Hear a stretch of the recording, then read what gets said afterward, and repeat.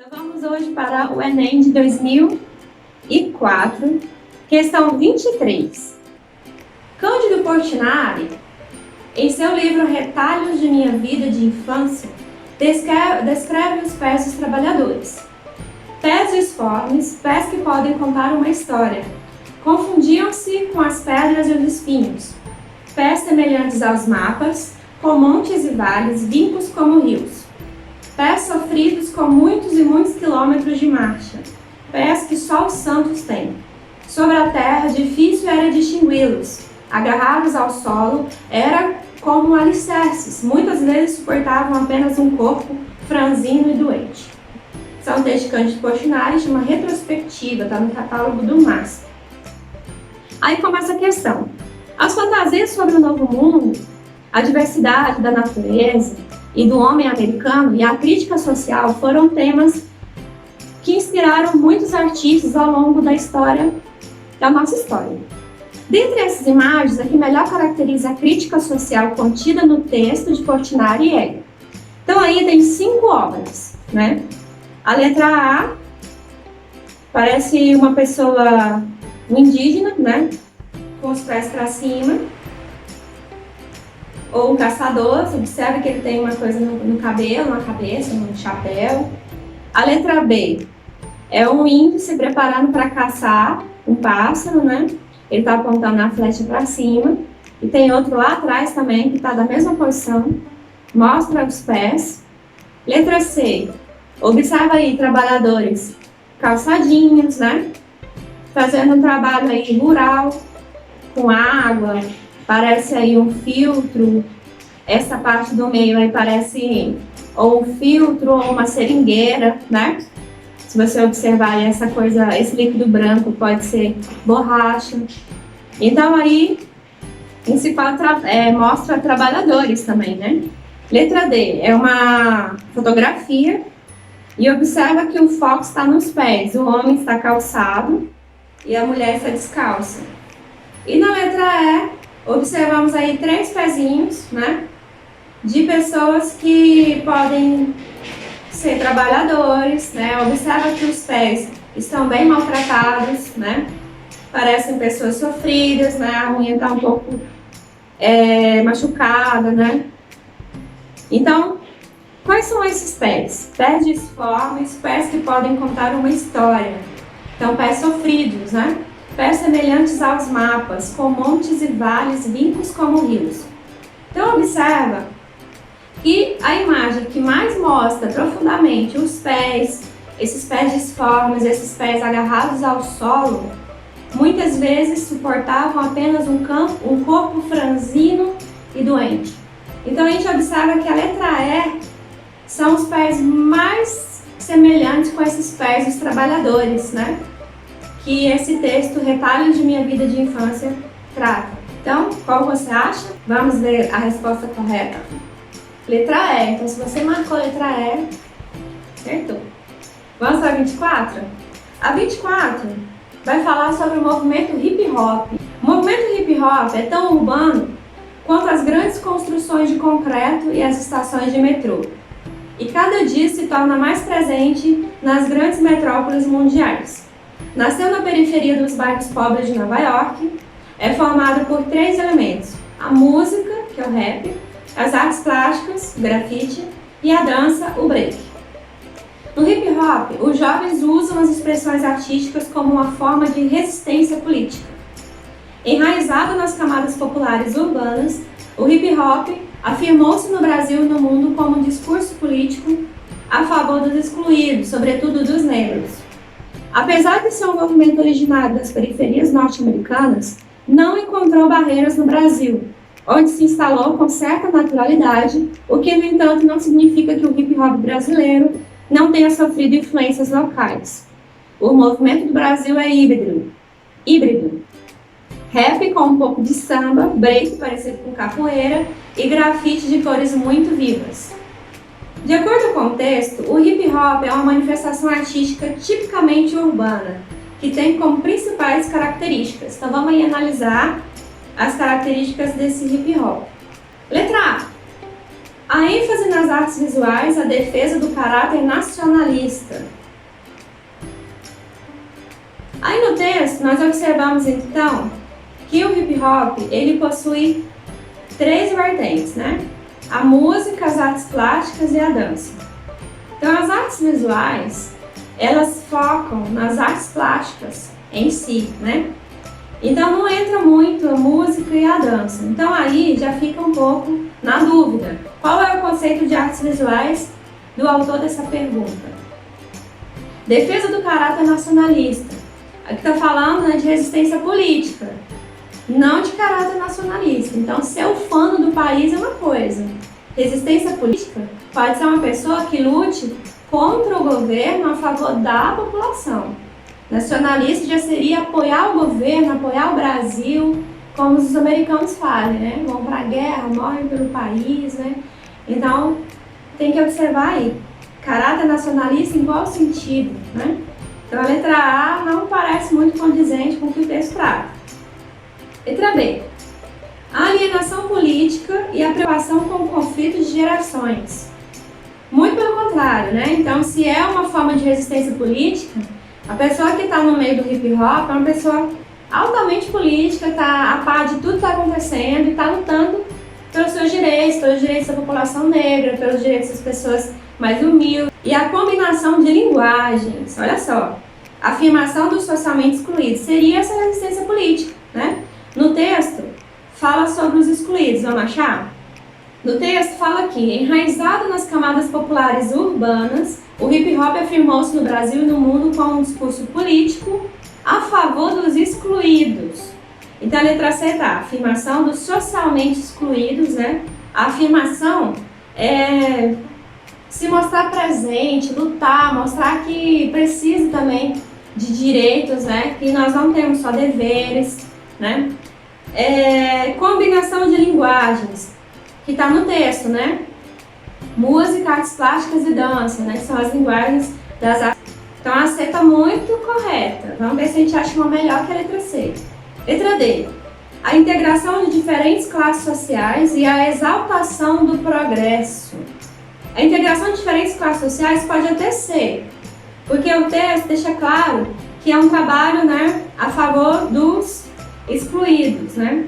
Sobretudo dos negros, enraizado nas camadas populares urbanas. Então, como são camadas, pode ser que tenha diferentes classes sociais. Uma pessoa muito pobre, uma pessoa da classe média, simpatiza, né, com a pessoa que está passando muita necessidade, né, uma pessoa que tem uma empatia maior. Então, pode se envolver diferentes classes sociais. Mas essa parte da exaltação do progresso, esse progresso seria em qual sentido? O progresso do Brasil para ser um país melhor, um progresso da classe negra, um progresso das classes excluídas. Que tipo de progresso é esse? Ele pode ter vários sentidos, né? Então essa alternativa ela é um pouco duvidosa. Vamos para a letra E. A valorização da natureza e o compromisso com os ideais norte-americanos. A valorização da natureza. Em nenhum momento o texto vai falar da natureza, né? Ela vai falar de política, ela vai falar de direitos, né? Pessoas excluídas, os negros, né, estão lutando pelos seus direitos, né, pelo seu espaço na sociedade. Então, no momento vai falar de natureza. E compromisso com os ideais norte-americanos. Aqui fala, né, que no Brasil sofreu influências locais. Então, no Brasil, o hip hop daqui não fala do hip hop americano, né? O compromisso com os ideais norte-americanos podem ser vistos no hip hop americano, mas não no brasileiro. Então essa daí pode ser até que seja certa no início da pergunta, porque já que ele fala aqui que o hip hop é uma manifestação artística tipicamente urbana, mas não fala que são as características do Brasil ou dos Estados Unidos. Mas no início da questão, a valorização da natureza quebra a questão. Então, a letra C é a mais correta, é a resposta certa.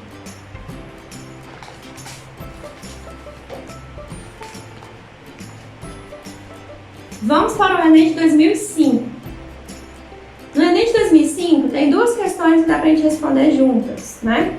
Texto para as questões 11 e 12. Acompanhe aí.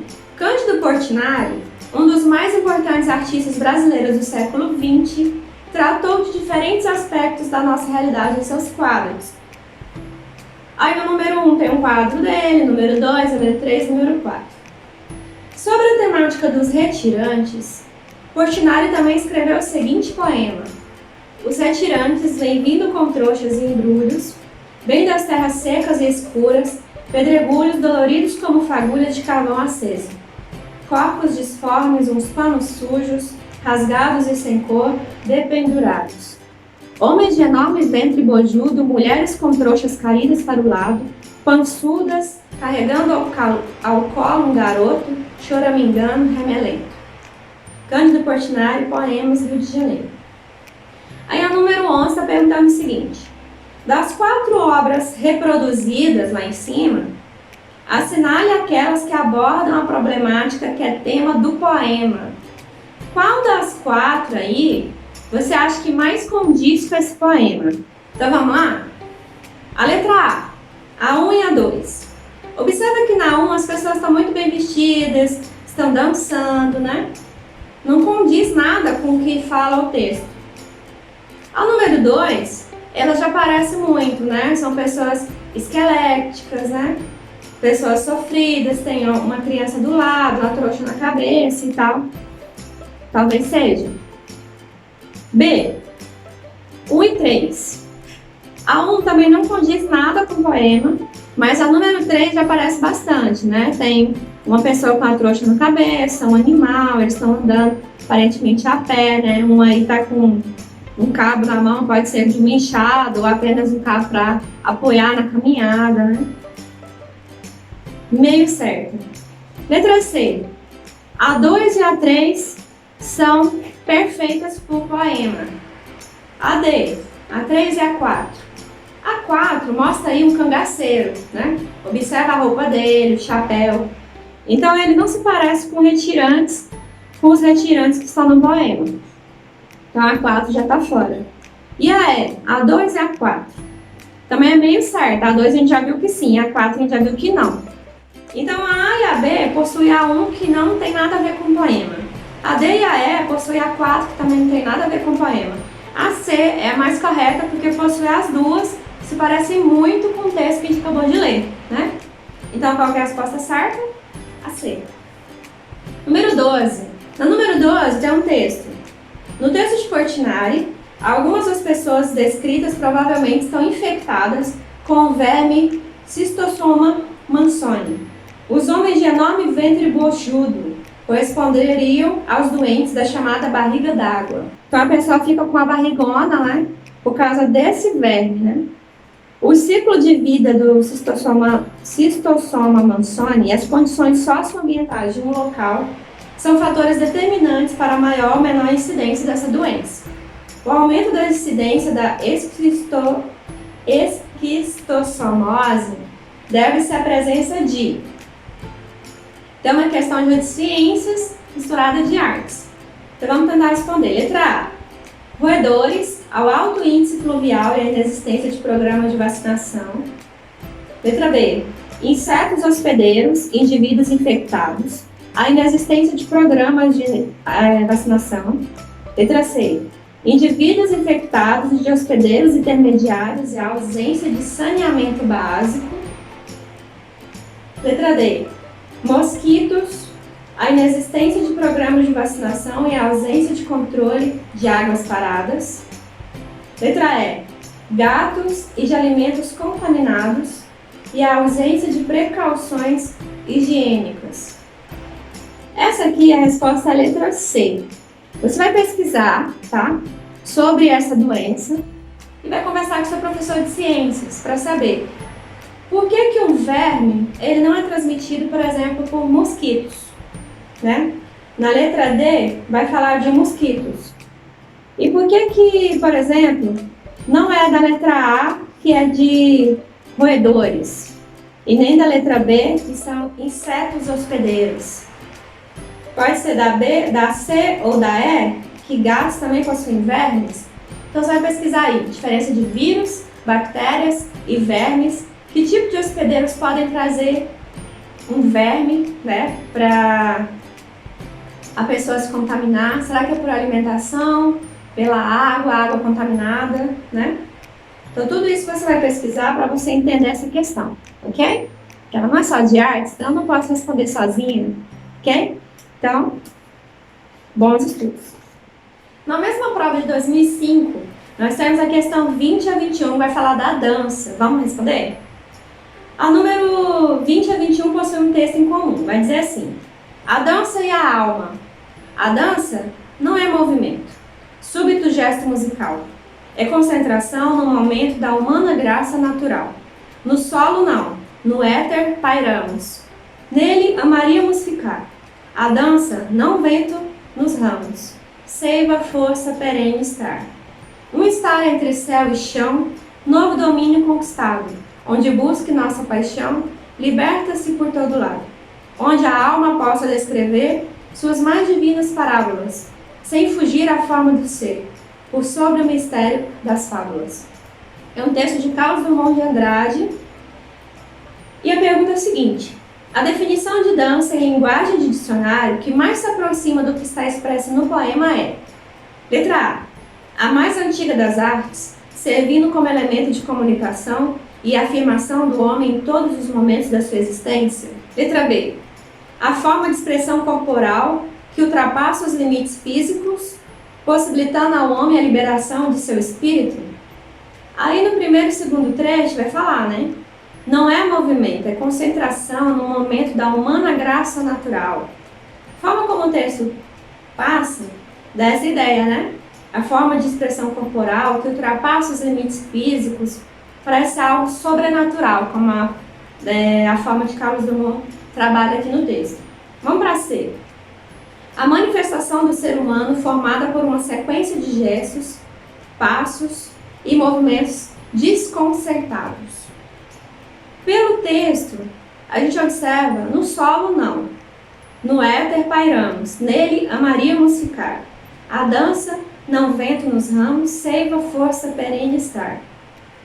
Um estar entre céu e chão, novo domínio conquistado, onde busque nova paixão, nossa paixão, liberta-se por todo lado. Nesses dois trechos, parece ser uma coisa assim, sem controle, sem organização.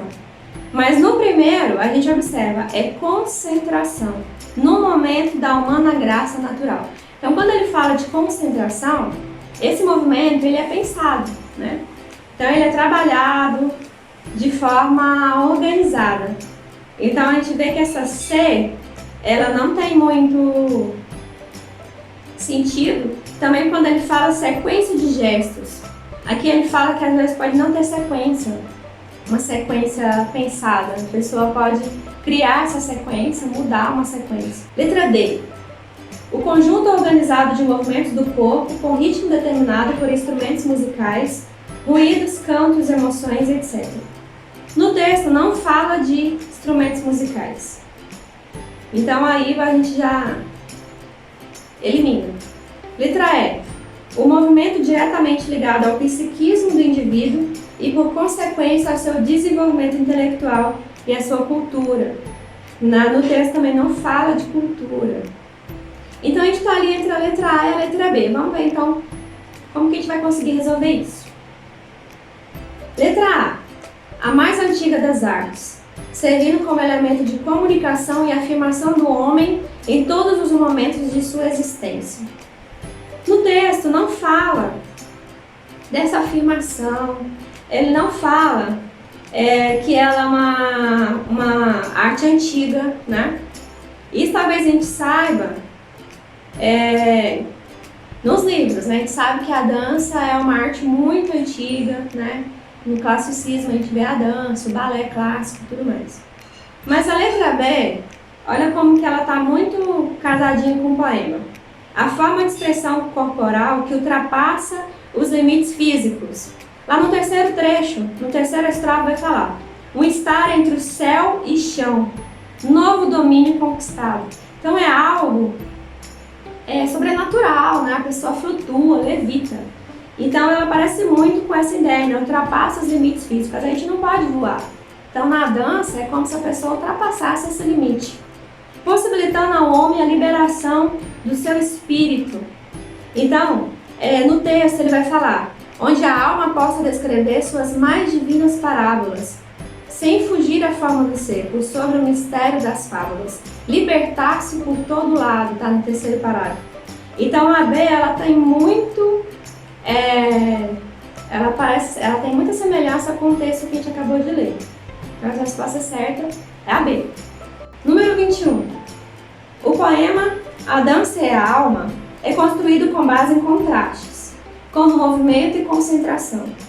Em uma das estrofes, o termo que estabelece o contraste com o solo é éter, seiva, chão, paixão ou ser. O que seria o contraste? Aí no texto, no início, no primeiro trecho, vai falar a dança não é movimento, é concentração. Então ele nega uma coisa e afirma outra logo após. Então isso aí é o contraste que o texto trabalha.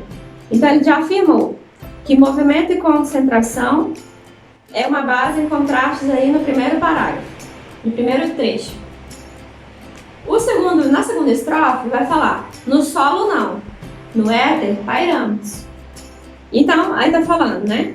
O termo que estabelece o contraste com o solo é, o que vem depois? No solo não, ele nega primeiro e depois afirma, no éter pairamos. Então é a letra A, né? No éter, que ele vai falar. Se você não entendeu essa ideia de contraste de forma clara, seu professor de português vai te ajudar nisso. Então essa questão é uma questão artes e português. Sobre contraste, sobre antônimos, sinônimos, dá para trabalhar muito isso. Conversa com ele, se aprofunda mais nisso, para quando você ver outra questão do Enem com esse tipo de tema, você consiga responder sozinho. Nesse mesmo Enem, no número 28, nós vamos ver uma pergunta de artes com ciências e biologia. Número 28 está assim. Os transgênicos vêm ocupando parte da imprensa com opiniões ora favoráveis, ora desfavoráveis. Um organismo, ao receber material genético de outra espécie ou modificado da mesma espécie, passa a apresentar novas características. Assim, por exemplo, já temos bactérias fabricando hormônios humanos, algodão colorido e cabras que produzem fatores de coagulação sanguínea humana. O belga René Magritte, um dos pintores surrealistas mais importantes, deixou obras enigmáticas. Caso você fosse escolher uma ilustração para um artigo sobre os transgênicos, qual das obras de Magritte abaixo estaria mais de acordo com esse tema tão polêmico? Então a letra A, a letra B, a letra C, a letra D, a letra E são todas obras de Magritte. Observa aí todas as 5 obras e pense aí em todos esses exemplos que ele deu no início do parágrafo, no primeiro parágrafo, né? Bactérias fabricando os hormônios humanos, algodão colorido, cabras que produzem fatores de coagulação sanguínea humana. Imagina esses exemplos que ele passou e observa aí as obras. Qual você acha que seria uma obra que poderia ilustrar um transgênico? E aí? A B é muito ilustrativa, né? Você observa essas mutações genéticas, né? Que as pessoas têm feito e material genético de outra espécie modificado da mesma espécie que apresenta aqui no texto. Então a letra B ela parece que ilustra melhor, né?